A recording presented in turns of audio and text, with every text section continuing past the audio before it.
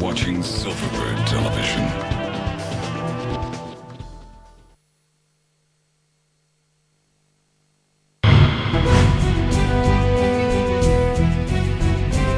Command Center is where we tell you the ongoing successes on the war against terror. It will give you a panorama.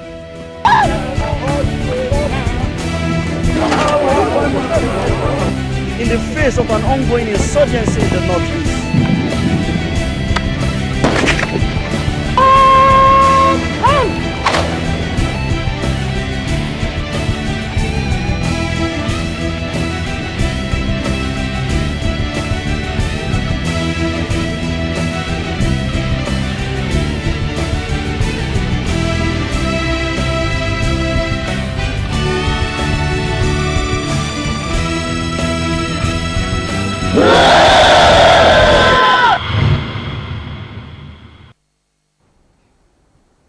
Good day. You are welcome to this week's edition of your favorite program, Command Center. The operations in the Northeast. What role has the Nigerian Navy played? Also, the campaign against militant group Niger Delta Avengers. What is the situation like in the creeks? We are privileged to have the Director of Naval Information, Commodore EZEKOBE, who will be speaking exclusively to Command Center. Also on our foreign segments, Command Center will succumb to the calls from our viewers who have asked that we profile the life and death of international terrorist and ISIS commander Abu Wahib. You can join the conversation via our Facebook page, STV Command Center, and follow us on Twitter at Command Center 16. Stay tuned.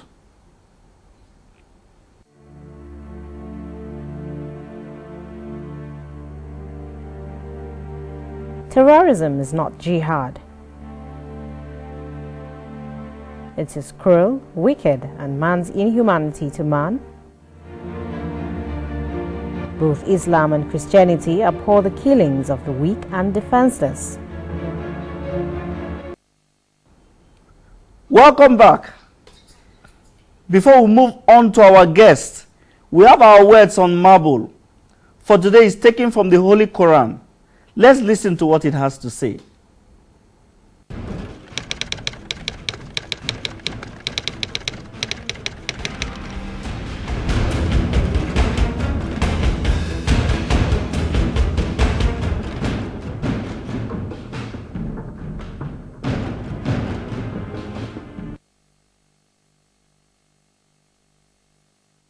We have heard the words from the Holy Book.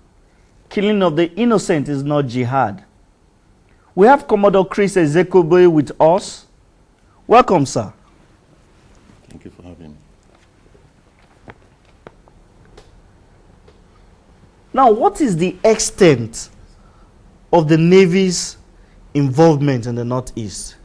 We hear of Air Force, we hear of the Nigerian Army. What about the Navy? Well, our engagements in the Northeast are twofold. We are part of the services that contribute to the Armed Forces Special Brigade up there in the Northeast. And we also have a detachment of our Special Forces, which is the Special Boat Section. The Special Boat Section is trained by the Americans and the British, especially the American SEALs. So it is an allied specialist force that carries out specific missions. They are inserted into the theater, complete those missions, and are extracted immediately. They've gone largely unsung, not because we do not appreciate their enormous contributions to the war effort in the Northeast, but because we do not seek to compromise their persons, their personalities, and of course their missions. But most recently, the Chief of the Naval Staff has commended them severally and given them several advancements. The Chief of the Army Staff has also commended the Special Forces. Now, so in essence, the myth that the Navy has no boots on ground in the Northeast, like I said, is a myth, not a reality. Definitely, definitely. 1 year after the renewed onslaught on the Boko Haram terrorists, How will you appraise the efforts so far? The synergy that has been developed by not only the armed forces but by other stakeholders, the intelligence services and the likes, has been enormous because, as you are well aware, the threat of the insurgents has been highly degraded. It's been limited to very few spaces in the northeast. And I'm sure that within the upcoming months, we'll totally eradicate the scourge of the Boko Haram threat. Now, the claims that no territory is under the control of the terrorists, how true is it? When you say a territory is under control of someone, like in the past, you've had them take over territories, hoist their flags, establish command posts. That is a thing of the past. So, in a manner of speaking, there is no territory held by Boko Haram. Yes, they can attack one or two places and run back into the bushes, but the times of saying that a particular territory is under the control of Boko Haram, I think that is history. I remember sometime last year, the Minister of Information said that Boko Haram has been technically defeated. You are a senior, very senior army personnel.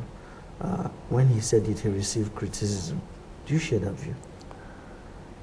Well, I want to leave what the minister has said in the political realm. We are operational commanders, and we deal with, operational situations on the ground. Finally, regarding the situation in the northeast, what is the Nigerian Navy's expectations from the public? As you are well aware, we are in the process of establishing a naval outpost at Lake Chad. And this is to further improve upon the security of the Lake Chad region, to curtail cross-border trafficking, be it in arms or human-related issues, including smuggling, to further degrade the capacity of the Boko Haram terrorists that operate within that region. So evidently what the Nigerian Navy will be looking forward to is a robust community relationship with the people of the general area, be it in Baga or Damba Masara. Within that whole axis, we do need the cooperation of the locals for us to be able to function effectively. I think that will be paramount in our operations in that particular enclave. Now, I wanted to end this segment, but there's a question which is burning in my mind. They say that there's a responsibility of people to government. We have demanded so much from our military, the Army, the Air Force, the Navy, but in terms of intelligence sharing from the community, because most of these territories, most of these terrorists, they come into the community.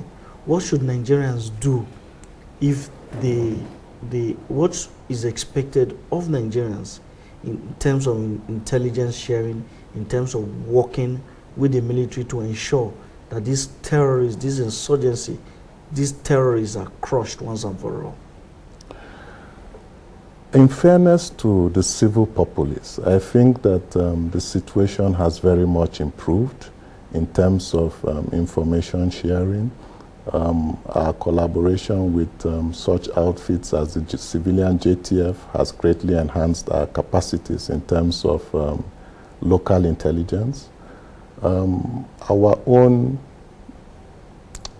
if you would, strategic intelligence units such as the DSS and the NIA have also provided enormous intelligence in support of this operation. So overall, I feel that intelligence gathering and sharing has largely improved, and that is the resultant effect is the degradation of the potency of the Boko Haram threat.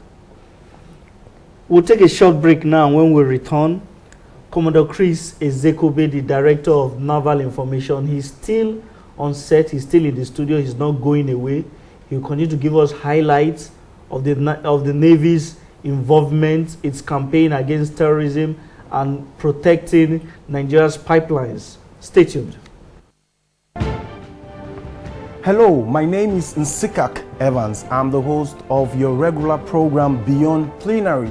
This is where we'll be discussing issues beyond the Red Chamber of the National Assembly. It's a lawmaking, committee meetings, oversight functions, and breathtaking interviews. This is where senators and technocrats will be responding to issues that are agitating for answers. You want to be a part of the program? Then join me this Friday by 3:30. Beyond Plenary, taking the Senate to your doorstep.